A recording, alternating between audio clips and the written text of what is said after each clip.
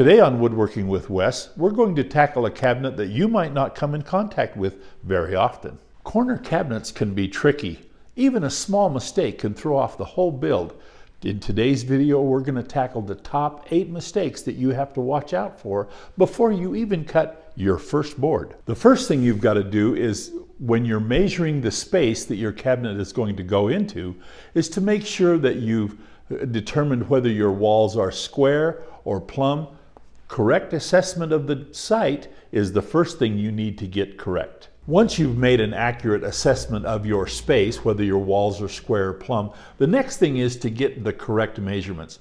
Like I say, even just a small inaccuracy in your measurement can throw off the whole build. So make sure that you have your accurate measurements and correct measurements to get started. Once we've got all of our angles, it's time to come back to the shop and draw out a full-size drawing to make sure we get the angle right. That's the number 3 mistake. Not having your angle correct, again, can throw off the whole build. When you're making your drawing, and also when you're out at your site, making sure that you know where the plumbing is. So you're going to have drains and water.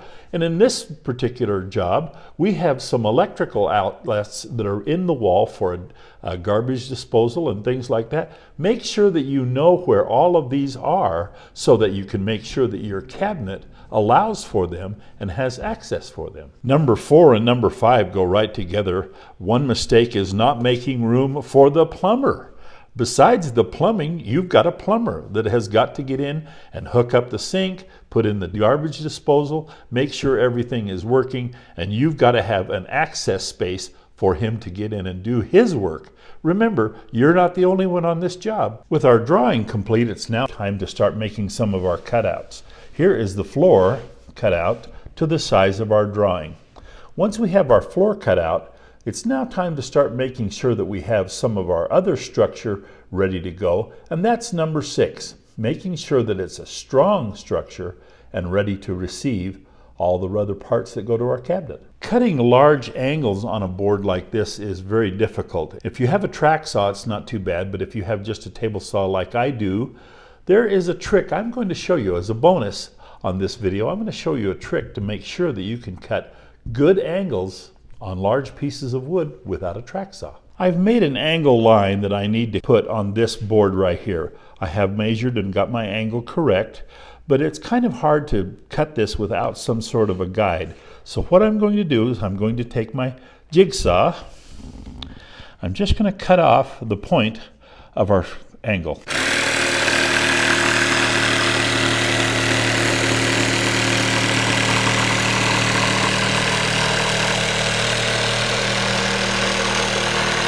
I'm now going to take a piece of wood that is perfect straight, and I'm going to nail it right on my line.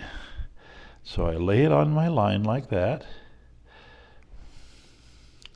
I'm going to nail it to this part of the wood that I don't want.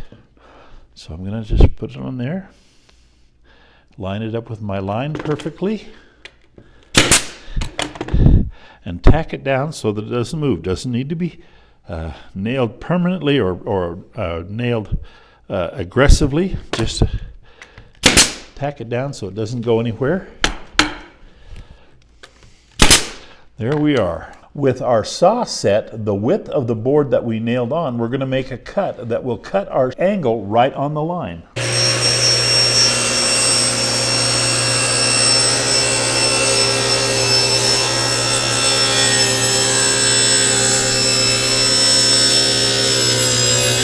And there we have it, our perfect straight angle cut. Number 7 is to do a dry fit. And that's one of the mistakes that most people do, is they don't do a dry fit to make sure that their parts fit correctly. Let's start at the back. This is the back angle. This is going to be the very back of our sink cabinet. We're going to have a angled piece that goes across the back here. I've just made a little piece to show you what it would look like to get my measurements off of, so that I can cut my pieces after I make my dry fit. That way I know my pieces will be correct. Anyway, here's our back piece. You notice I made a double piece here, a double thickness. I'm going to show you that on the very next dry fit. But anyway, this goes right here. Perfect with the angles and back, and this becomes the back of our cabinet. Our next dry fit is the 1/4 inch back. Now, this is the reason I made the double thickness, is so that we have a place to nail in our 1/4 inch back here on our angle. It's going to go from the front all the way back here, and I just wanted to show you that. The third part of our dry fit is the actual 3/4 inch side to the cabinet. It goes just like this. Our angle on the front of our side corresponds with the angle that we have cut on the front of our floor of our cabinet, goes all the way to the back, and we'll be nailing our back into the back side of our wall. So now we have 3 sides of our 6-sided part already ready to go there. This is the front of our cabinet, our sink cabinet. This is the angled front. We have our side dry fit piece, our other side dry fit piece, and this piece represents the face frame of our cabinet. It goes on here, and the angles line up with the angles on our sides, just like that. Now we need some support behind the face frame up high. That's where this piece comes in. And this is going to be a piece just this size, and it's going to go together just like that and provide us support for our face frame up high. So this piece is actually going to be at the top of the cabinet, just like this. But it supplies us some support for the top of the face frame. The bottom of our face frame, of course, is supported by the floor of our cabinet. But we do need some support up top. And there it is, just like that. And it fits perfect. So we know we need to make it that size. We know our face frame needs to be this size. We know our sides need to be this size. By doing a dry fit, we're getting all our angles and our sizes worked out. Because this is such a big cabinet, and we have a sink and a large countertop that are going to be supported by this cabinet, we need some strong supports on the back side of our cabinet. This is going to be where our countertop sits right here. So again, this is a piece that goes up high.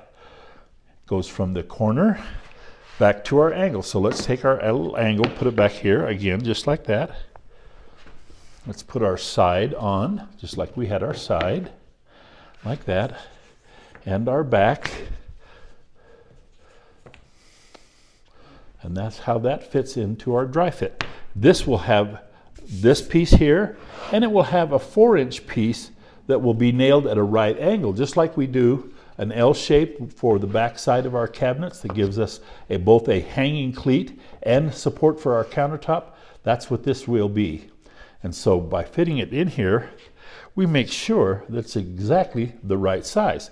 We'll need one here and one over on this side, and that will give us plenty of support for the back side of our sink cabinet, but it won't interfere with the area where our sink will be put in. Gives us lots of support for a heavy countertop and a sink. The very last thing that we need to make sure we don't make a mistake on is after we have our dry fit, so we have our face of our cabinet, our support, our sides, but we have cabinets coming in from the side on both sides of our sink.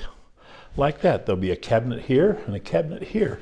We have to make sure that we allow for doors and drawer faces to open. When we make our face frame, we're going to have enough of a face frame here to make sure that when our drawer rolls out, it doesn't hit our door.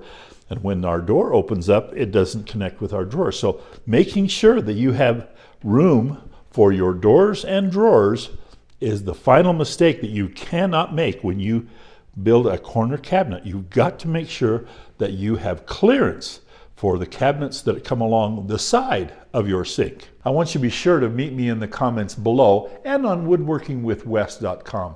Now that we've got all our measurements and angles solved, we're going to put this cabinet together on our next video, and we'll see you there on Woodworking with Wes.